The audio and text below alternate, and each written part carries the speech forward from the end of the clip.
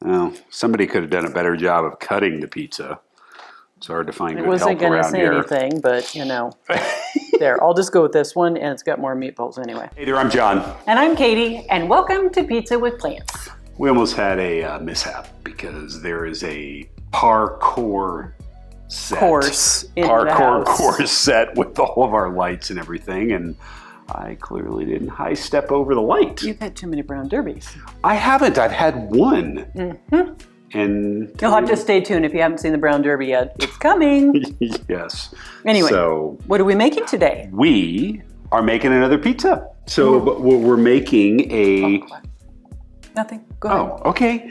So very simple. We're just having a meatball pizza. We've done a meatball pizza before, but this is a recipe that we did it's a decently famous meatball that is made in Rome that's kind of spiked with pistachios and cheese and carrots and mortadella and all that kind of stuff that we don't eat. So we kind of veganized it and recreated our own. And originally it was a Giada De Laurentiis recipe. She went over there. There's a restaurant she likes. They make these. So we decided to make our own. I think they turned out pretty really good. They're really, very tasty. We'll put the link down below so you can watch just the meatball recipe. But we thought, let's put it on some pizza.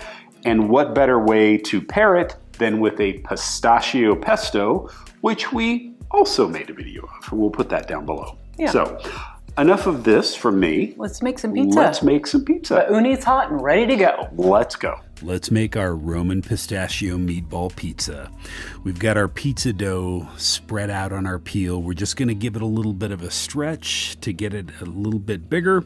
Then we're going to start with our pistachio pesto that we made for this, along with our Miyoko's vegan mozzarella, followed by those beautiful, completely plant-based meatballs. Then we're going to get that into the oven and cook it. Both the link for the pesto, the pistachio pesto, and the meatballs are down below if you want to check those out. He's like, I smell this one. I want me some meatball pizza. Yeah. We have a sous chef dog behind us who has an affinity for our pizza crust. His name is Bailey, and he's got an underbite. So this looks amazing. Mm-hmm. It really, I'm going to cut. Hold on, I'm going to pull this one little crispy, little overly crispy bubble. Okay. This one wanted to bubble up. Yeah, it did, but that's okay. All right. One more cut, and we have pizza. Are in business. Let's find the one with the most meatballs per bite. Well, somebody could have done a better job of cutting the pizza. It's hard to find good help around here. I wasn't going to say anything, but you know. There, I'll just go with this one, and it's got more meatballs anyway. Okay, all right. Oh. Pistachio pesto, pistachio meatball. Okay. You keep talking, I'm eating. Ooh. It's good. Mm. Wow. It's a little messy from the pesto. Mm-hmm. It's yummy. That's really tasty. The meatballs paired with that pistachio pesto.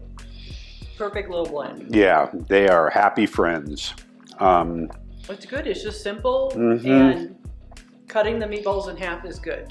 Yeah, I made smaller meatballs with our Roman pistachio meatball recipe, but we didn't want, Katie was afraid if we left them in balls that how was that? Yeah, that's launching the pizza in Katie speak. Mm-hmm. She was afraid they'd roll right off. And they probably would. And they probably would have, admittedly. She was... It launched really well. Yeah, it did. And this is really tasty. Yeah. So, we haven't said super in a while. This is super tasty. Super quite often. I just don't call it out because I don't want to embarrass you. Okay. All right. Well, I really liked it. And I'm impressed with the Miyoko's cheese. Yeah, I think that melts nice. It's got good. It's has a good even flavor. Yeah, and I think any of those, just like Melts traditional well. cheese, melts well is fine. Any of those traditional, like a dairy-based cheese, you would want to use something that is not shredded because they coat it and stuff. BioLife I do like, and it comes shredded. No, and that's the exception. That's probably my favorite. Right, but if you can, as a general rule, I think it's always safest if you can find a cheese to shred. A plant-based cheese, then you know it doesn't have a coating on it. That's all. So, and this was really yummy. It was very yummy. Yeah. Hope you've enjoyed watching this. If you have, hit like and subscribe. Tell everybody you know how stunningly amazing we are. Or something along those lines. Like, these two are goobers. You should watch this Right. Probably more She's clearly the smart one, but I don't know about him. So, anyway, thank you again. Be kind. Eat pizza. With plants. See ya.